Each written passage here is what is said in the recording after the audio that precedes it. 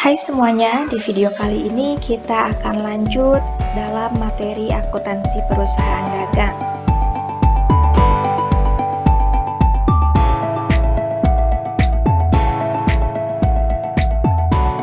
Akuntansi perusahaan dagang ini, sebelum masuk ke tahap penyusunan akuntansi perusahaan dagang, kita akan mempelajari konsep dasar perusahaan dagang.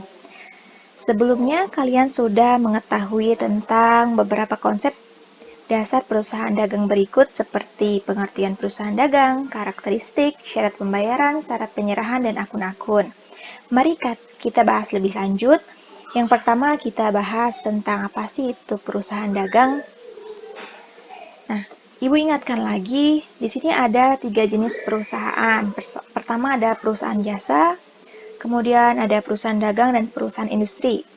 Akuntansi perusahaan jasa sudah kalian pelajari pada semester 1.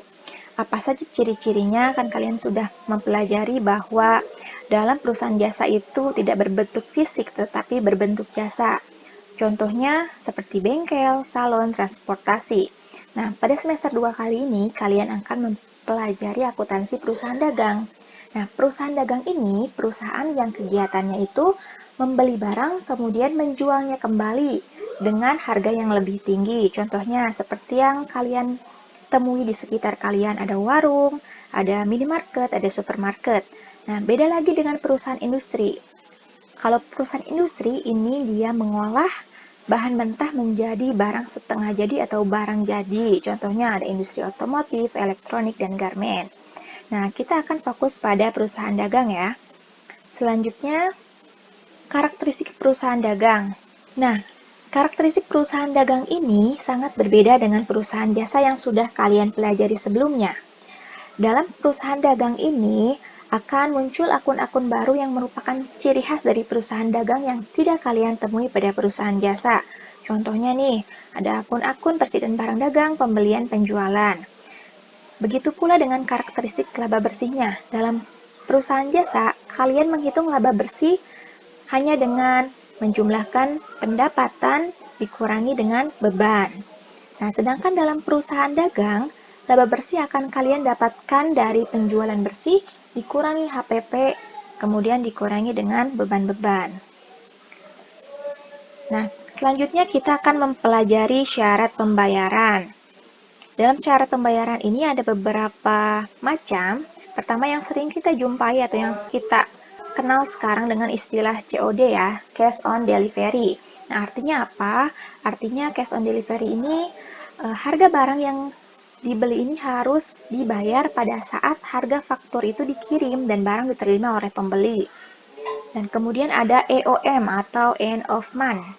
End of month ini kalian harus melunasi hutang itu paling lambat pada akhir bulan. Kemudian ada N per 30. N ini adalah neto, 30 ini adalah jatuh tempo. Nah, artinya pembayaran ini dilakukan selambat-lambatnya 30 hari setelah tanggal terjadinya transaksi sebesar harga faktur. Lalu ada syarat pembayaran 2 per 10 N per 30. 2 ini adalah diskon, 10-nya ini adalah masa berlaku diskon. N ini neto dan 30 adalah jatuh tempo. Jadi 2 per 10 N per 30 itu artinya pembeli ini akan mendapatkan potongan harga sebesar 2% dari total pembelian paling lambat 10 hari sejak tanggal pembelian dan jangka waktu pembayarannya itu paling lambat 30 hari. Ada lagi contoh 3 per 10 N per 60. 3-nya itu adalah diskon, 10-nya ini masa berlaku diskon, dan kemudian ini masa berlaku pelunasan. 3 per 10 N per 60. Nah, ini akan mendapatkan potongan sebesar 3% jika pembayaran dilakukan dalam jangka waktu 10 hari atau kurang dari 10 hari sejak terjadi transaksi. Dan jangka waktu pelunasan hutang itu maksimal adalah 60 hari atau 2 bulan. Seperti itu. Selanjutnya, ada beberapa syarat penyerahan barang yang sering kalian kenal dengan istilah FOB Shipping Point, FOB Destination Point, Cost Insurance and Freight, Franco gudang penjual, Franco gudang pembeli, atau Cost Insurance and Freight Inclusive Commission. Nah, kita bedakan antara FOB Shipping Point dengan FOB Destination. Nah, FOB atau Free on Board ini Nih, biasanya dilakukan untuk transaksi dengan menggunakan kapal. Apa bedanya antara shipping point dengan destination point? Bahwa shipping point ini sama dengan perangko gudang penjual. Artinya, resiko kerusakan dan kehilangan barang ini ditanggung oleh pembeli. Karena sejak keluar barang dari gudang penjual sampai ke gudang pembeli ini, beban pengangkutan itu diambil oleh pembeli. Kemudian, bedanya dengan destination point, bahwa resiko kerusakan dan kehilangan barang ini ditanggung oleh penjual. Maka pada saat barang dikirim dari gudang penjual sampai ke gudang pembeli ini ditanggung oleh beban angkutnya ditanggung oleh penjual. Nah, sedangkan cost insurance and freight ini biasanya dilakukan untuk transaksi ekspor dan impor. Ini yang menanggung adalah penjual. Sama dengan cost insurance and freight inclusive commission, bedanya adalah penjual juga menambahkan beban angkut dan beban asuransi. Bedanya, penjual menambahkan beban angkut, asuransi, dan komisi. Selanjutnya kita akan membahas tentang metode pencatatan persediaan barang dagang. Dalam perusahaan dagang itu akan dikenal dengan istilah FIFO, LIFO, metode rata-rata, dan metode identifikasi khusus. Nah, biasanya FIFO ini atau first in first out dilakukan ketika menghitung persediaan barang dagang itu dari barang yang masuk terlebih dahulu atau first in, masuk dahulu, dan first out, pertama keluar. Jadi barang yang masuk pertama, keluar pertama. Kemudian FIFO last in first out, maka barang yang terakhir masuk adalah yang pertama kali dikeluarkan.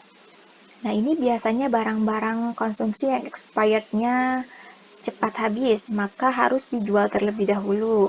Nah, beda dengan metode rata-rata atau average dan metode identifikasi khusus. Kalau metode rata-rata ini, harga yang digunakan untuk menentukan harga pokok barang yaitu harga rata-rata dari barang yang tersedia pada tanggal penjualan atau akhir periode.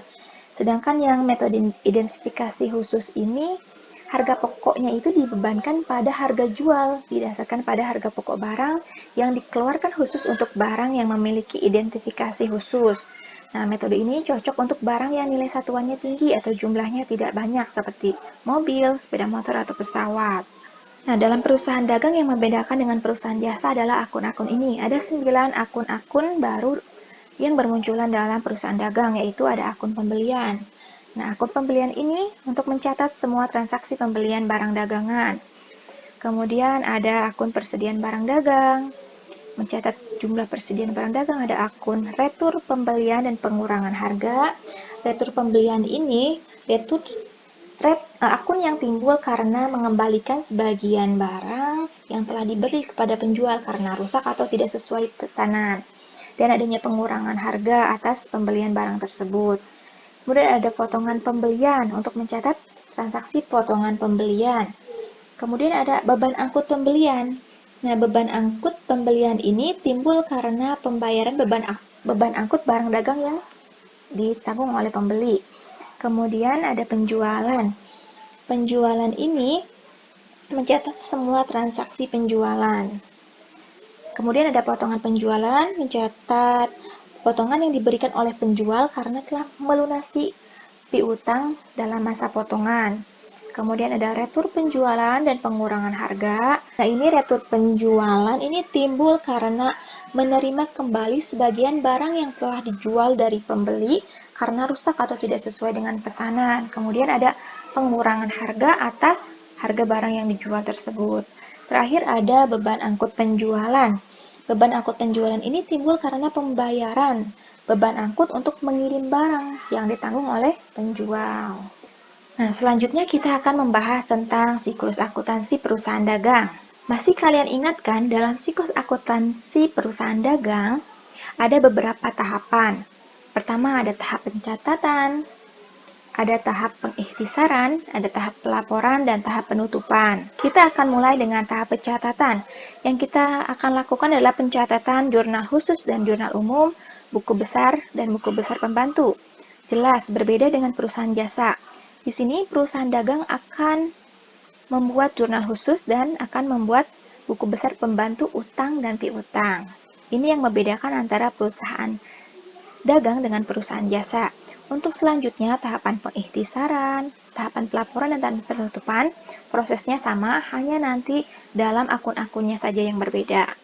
Nah, dalam metode pencatatan persediaan barang dagang ini ada dua metode. Pertama ada metode fisik atau periodik, dan kedua ada metode perpetual.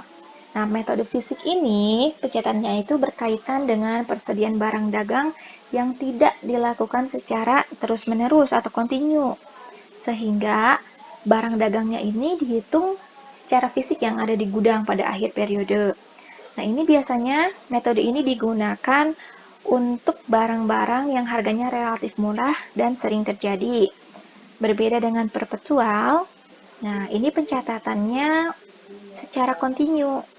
Jadi, jika terjadi pembelian akan menambah persediaan barang dagang dan jika terjadi penjualan akan mengurangi. Nah, ini biasanya digunakan untuk perusahaan yang menjual barang dagangnya itu relatif mahal dan tidak sering terjadi seperti barang-barang elektronik, otomotif, seperti itu. Nah, metode pencatatan persediaan barang dagang ini akan berlaku pada jurnal umum. Jadi dalam jurnal umum nanti di soal itu akan ditentukan apakah dicatat sebagai metode fisik atau metode perpetual.